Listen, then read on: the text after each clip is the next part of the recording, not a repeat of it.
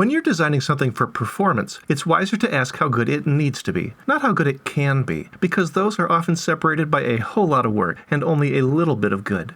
Yet sometimes when you get an exciting idea for pushing a design to the very limit, it's easy to tell yourself it'll be worth it no matter what.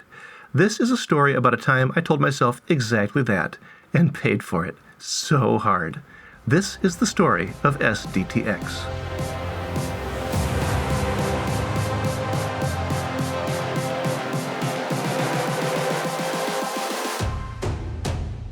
A 3D printer's extruder is what drives the filament through the hot end. A good one is strong but also light, so it can go on the toolhead without holding back the printer's acceleration. Extruders between 110 and 150 grams are easy to find and light enough for most printers. The bad news, for me, I don't run most printers. I run a Delta. Delta's min-max speed in exchange for a bonus penalty to toolhead mass, which means even very light extruders are still comparatively heavy. You can move to Bowden, but this distance makes it hard to get accurate extrusion at high speeds. What is a determined Delta runner to do? Get tricky, that's what. This is a flying extruder, Delta-style compromise. Notice how the extruder barely moves when it's mounted at the level of the carriages. This means its mass has little impact on the motion system for horizontal moves, which is awesome, but there's a problem. Even this 20 centimeter Bowden tube is kind of a lot for printing at very high accelerations because it still needs a lot of pressure advance. We can cut down pressure advance by lowering the extruder to shorten the Bowden, except the shorter we make it, the less physics hand waves away the extruder mass. So this is as far as the compromise goes. That's what I thought, but then I got this weird idea.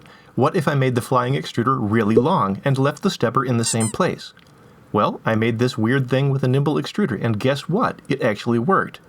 Just not well enough with the nimble. I thought I was dead in the water, but then somebody clued me into Mellow selling Canon internals as sets. I was all in with this. So here's what I came up with. It worked well enough that even the first version could print its own replacement parts, but it still took a lot of revisions to dial in the print quality and make it look nice.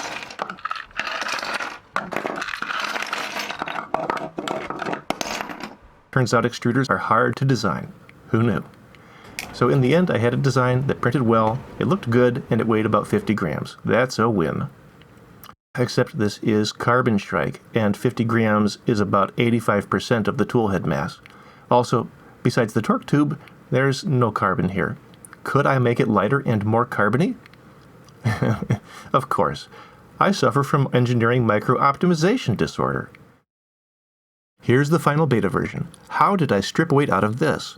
First, I made it into a carbon fiber truss. Pros? 1/3 less plastic. Stronger. Looks rad. Cons? I actually have to build it.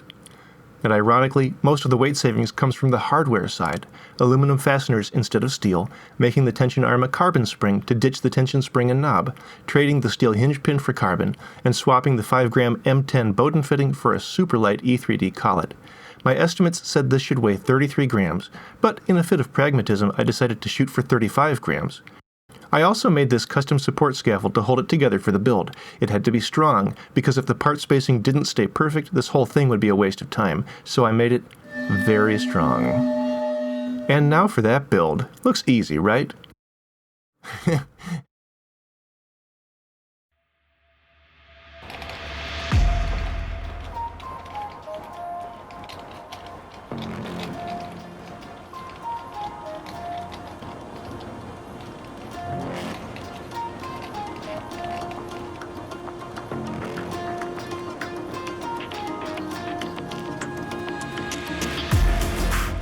I cut all the carbon fiber with my handy-dandy cutting guide.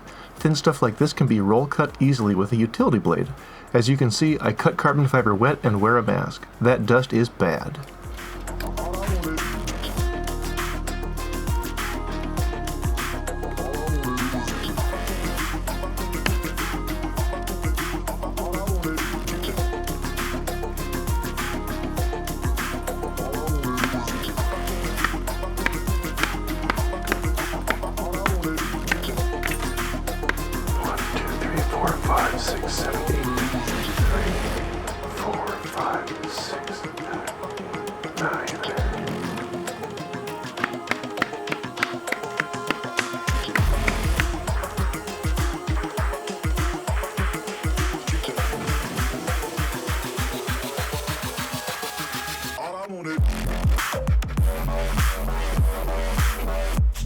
Next, I went to flush the jar with fresh water. This was a mistake. I washed one of my pieces of carbon fiber down the drain. I hope it's somewhere in this mess. Yuck. Oh, success. Didn't even make it to the P-trap. Well, don't judge. What does your plumbing look like inside? Have you checked? No. Oh, this is so gross. Save and sound.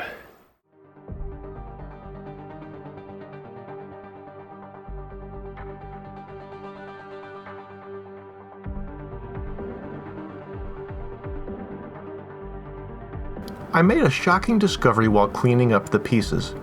These all look the same. I realized I needed to get organized to have a prayer of making this happen.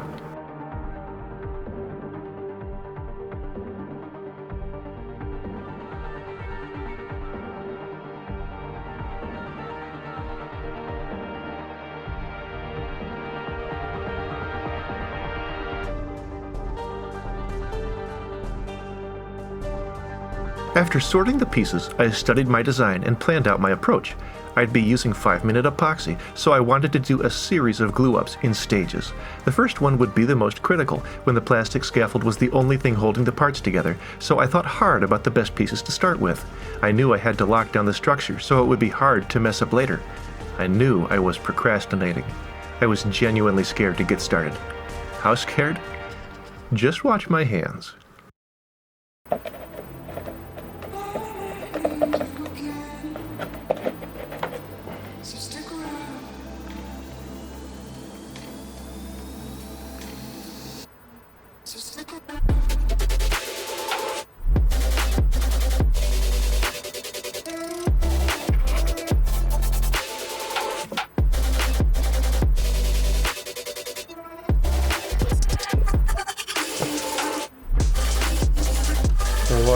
A2.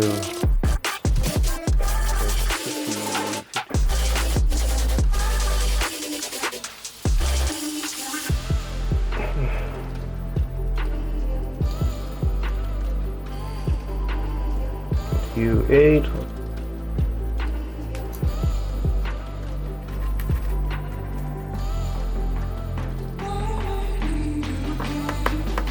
To make it very difficult to mess this up dimensionally. Alright.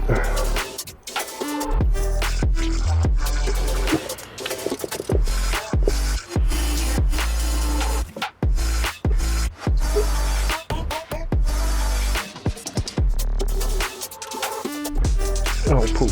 That was not the one that I meant. Okay. So that one is S5.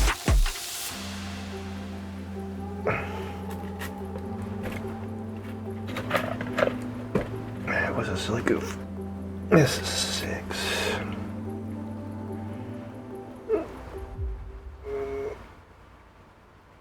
Criminally, that's not the right one. That's S1. Now I don't have a choice.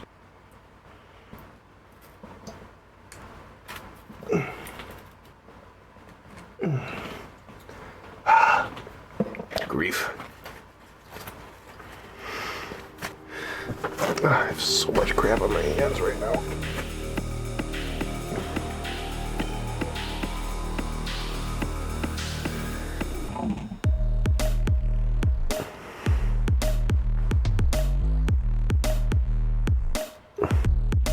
How am I gonna restrain this adequately?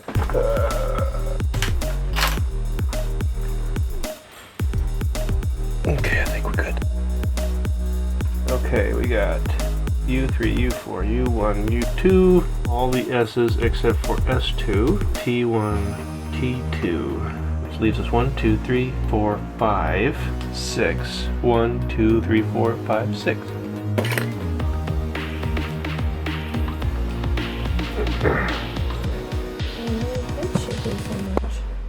Because this is stressful. I have Should you be doing it right now? Yeah. Just got a short amount of, I've got 5 minutes to do this.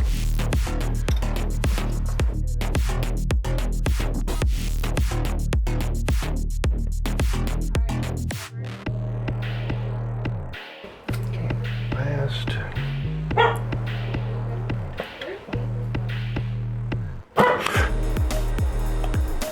Shoot. Shoot.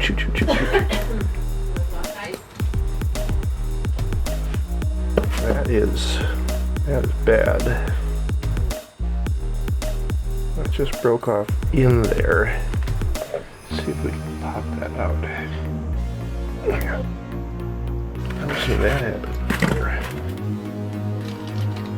So we're gonna quick clean this up and we'll just do another batch of epoxy real quick. Wow.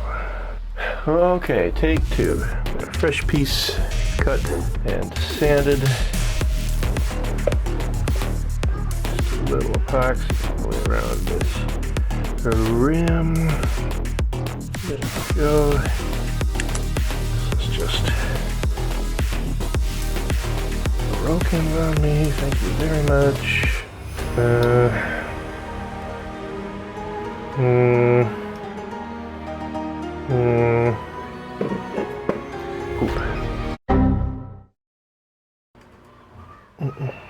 Come on. In you go. So, this has broken on me. I'm gonna clean this back off. Poop. I'm gonna make this work somehow. I was trying to wrap this carbon fiber ribbon around this. It's a very tight radius, apparently too tight. Lesson learned for next time. Anyway, we are going to try to fix it. Going to wrap one over the other, glue it down. Should be just as strong. There, hopefully that'll work. Provided it does not break further, this will be okay. Doesn't have to be pretty, it just has to let that epoxy cure. What a pain.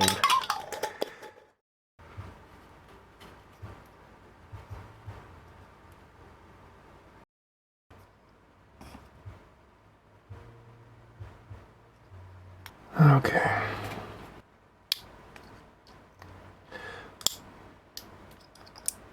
Remember how I said I made the scaffold very strong? Yeah. It was about this point that I realized that the only way to get it out would be to systematically destroy it, without damaging anything. No pressure.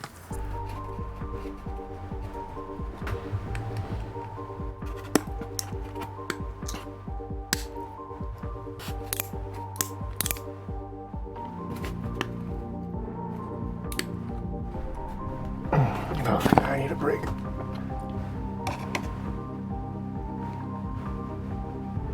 I really can't overstate how stressful this part was. It was slow, it was hard. This PLA did not want to break apart, and I was just waiting for something to crack as I worked.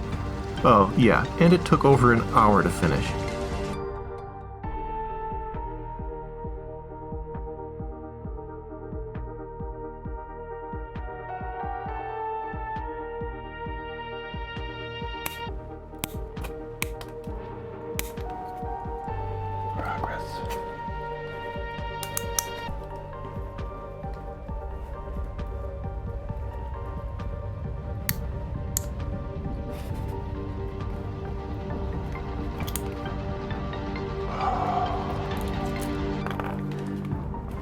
Some nippers would have made this so much easier. Just like an alligator, take a bite and roll. Whoa, and don't scratch the thrust bearing mount faces. Guess alligators don't care about that part. Not quite sure which direction I thought that was coming out. It's not seem to be coming out the top.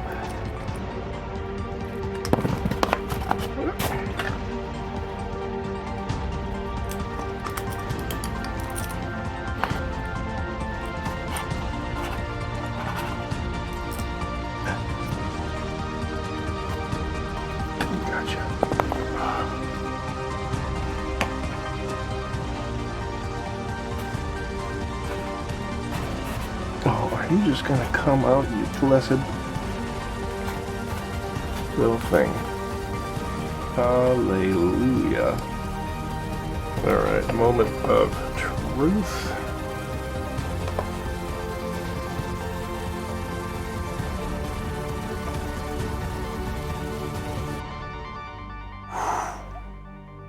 That'll do.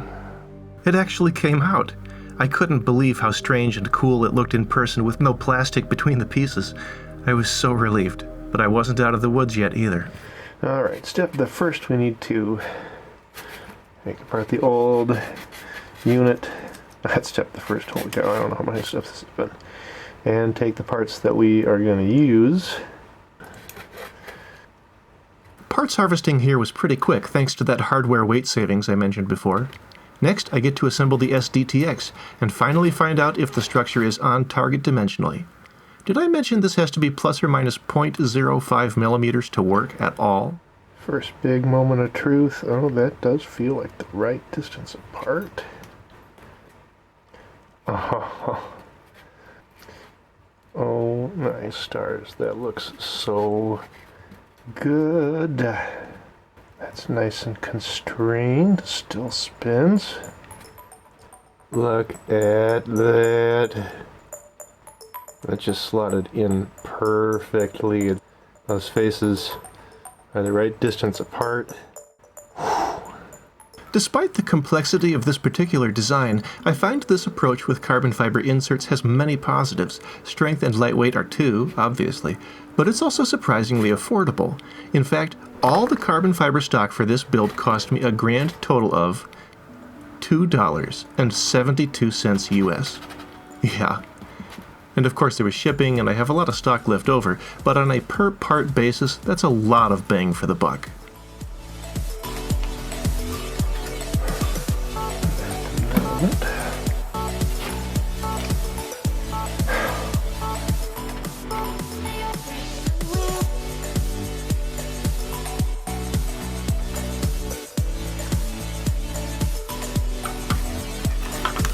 Oh, no, I just put it on backwards.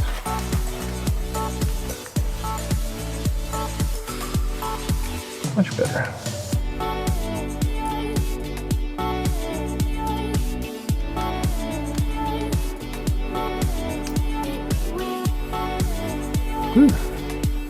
Some good grip.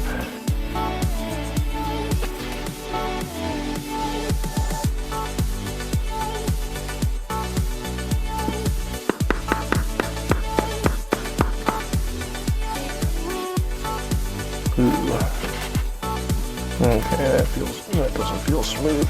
One of these here bearings is unhappy. Which one?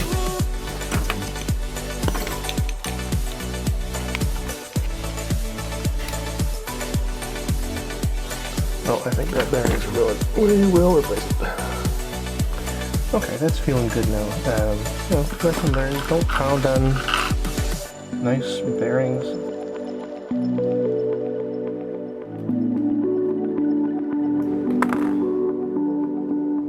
Oh, PP. I completely forgot to put this on the scale before I had the tube in it. Alright, well, I definitely want to do that. One disassembly later.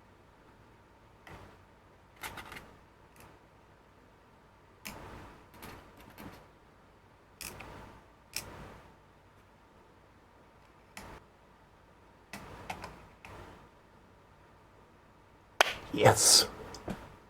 Very nice. Very, very nice. It was an incredible feeling to see this completed on the scale and under target weight. And after all my stress about breaking it, this fragile-looking truss not only came out good as perfect dimensionally, it also proved ridiculously strong. Now there was only one thing left to do. Try it out.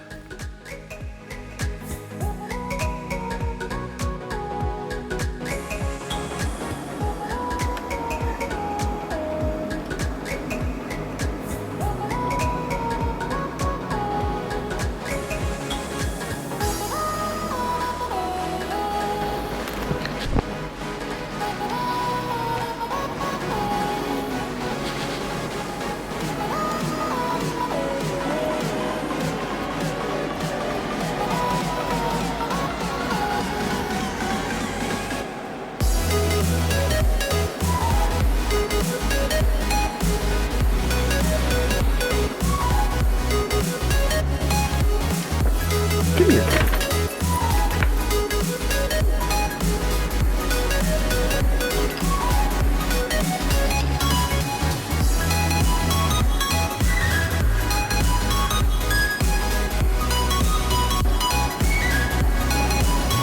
There's a smile.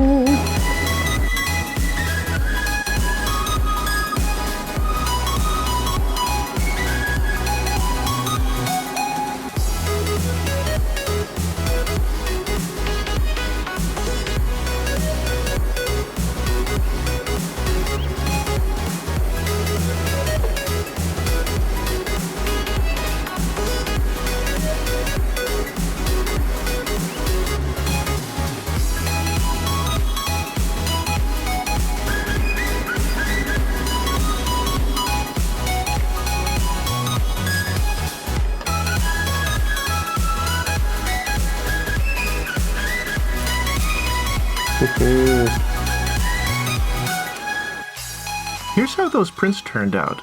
The extrusion quality isn't perfect, but for day one prints on a novel extruder I'm still learning to tune, I think these look great. So am I happy? Was it worth it? Oh yeah. This build was challenging in all the wrong ways, but the outcome is just so good. I love this extruder. It's unique, it's seriously strong, it's super light without sacrificing the features I wanted, and the exposed gears are so much fun to watch. I think it's the perfect crazy addition to my crazy printer. Now, before you go asking, cool, where are the files? Look, I don't release every design I make. Sometimes that's because something is too niche or took too much work to just throw out for free. Sometimes, though, it's because I have to protect people from themselves. I love sharing inspiring ideas, and I hope SDTX inspires you to make something cool. It'll just, you know, have to be something else. For your own good. Thanks for watching.